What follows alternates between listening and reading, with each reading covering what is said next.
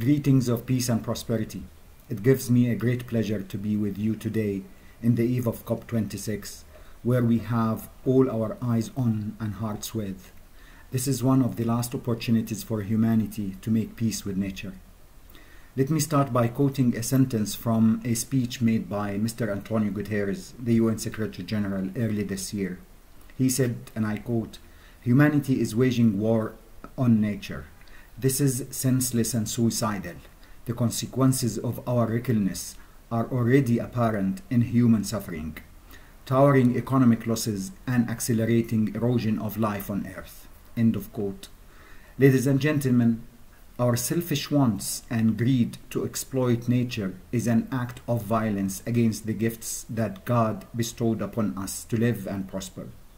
Our behavior and attitude towards nature has taken us not only to degrade lands, pollute the oceans, and extract natural resources to the last drop, or even to fiddle with wildlife, causing notorious viruses to attack us, but also we have invaded the skies with debris of thousands of space junk.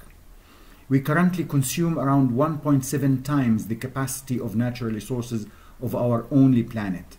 And with the increasing population to 9 billion in 20 years, we will need 3 planets to live the way we are living today. This is if we don't reach the point of no return in the coming few years by crossing the threshold of 1.5 to 2 degrees according to the IPCC report. What we need is a revolution of ethics and values, a peaceful, non-violent revolution that creates a new social and environmental contract that adjusts our relationship with nature. We need to reflect the value of making peace with nature in our politics, economic systems, policies, and development plans. Such transformation will need a wake-up call and will need solidarity in the face of the triple planetary crises of climate change, nature destruction, and pollution. We have many opportunities to hook onto. The 2030 Global Agenda and its Sustainable Development Goals, the multilateralism that connects us all, and our spiritual values and beliefs. Among those is the concept of Ahimsa. Ahimsa is not only a concept of Jainism, Hinduism, and Buddhism, but also a concept of all other religions believing in living in peace with one another and with our surroundings, including all living things. This unification of concept provides an excellent opportunity to all believers to unify and correct the course of humanity that is taking us to a bleak future. The international community has realized the importance of non-violence, and the General Assembly of the UN has adopted the 2nd of October of each year an International Day of Non-Violence, commemorating the birthday of Mahatma Gandhi, the leader who led the Indian independence movement but has inspired many other nations to live and practice his legacy. Martin Luther King is another great figure who said, "In spite of temporary victories, violence never brings permanent peace."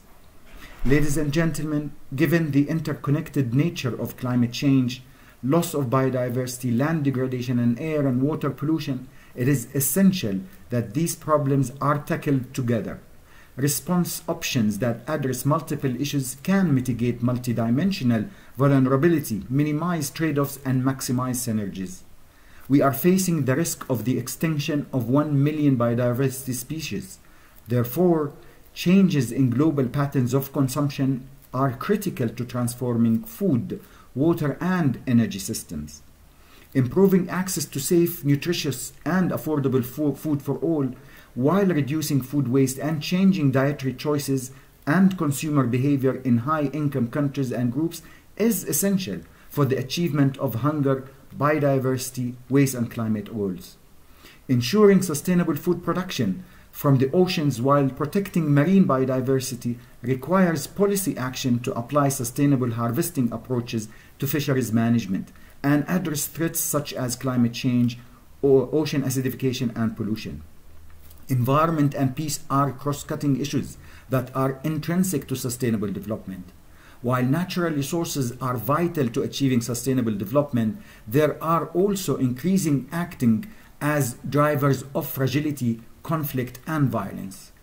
Engagement of faith-based organizations and faith leaders can be a tool for addressing peace and security challenges. This can be achieved through mediations, dialogue, and working towards one global goal to protect the creation of God, our one and only planet. Today, more than 80% of people in the world are associated with a religion or a spiritual community. However, many people in the world still lack access to even basic goods and services because of their religion, gender, origin, and skin color, among others. In this sense, the value of peace and tolerance are at the top concern for providing equal opportunities for sustainable livelihoods.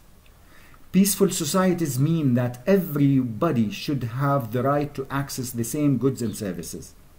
Interfaith efforts can help resolve or avoid disputes in the most conflict regions in the world, as well as improve the conditions of millions in civil strife. As important as it is to preach behavior and change, faith-based organizations can be the change themselves by greening the many and varied assets they own. Faith-based investment institutions are the fourth largest economic power on the planet. Faith-based organizations must divest from dirty energy and put their wealth into investment that back a green and nature-positive future. Over 40 faith-based organizations with over $1 billion in assets have already committed to a divestment. But that is not enough. The economic power of faith turned into responsible investment and green economy can be a major driver of positive change as we recover better from the pandemic. Faith provides practical support to billions of people, especially in times of crisis. We are seeing this in action during the pandemic as faith-based organizations around the world offer support, food, housing, donations, and work with charitable organizations, and important and very admirable efforts. It is time to focus the full transformative power of faith, the love, the respect, and the wisdom inherent in its teachings onto creating a greener, fairer, and more sustainable and peaceful world. It is important that faith organizations and their leaders use their platforms to advocate for change in the public and political spheres. Political lobbying by faith leaders can be a powerful tool to encourage the diversion of funds and efforts towards ecosystem restoration, fighting climate change, and protecting nature. Thank you very much.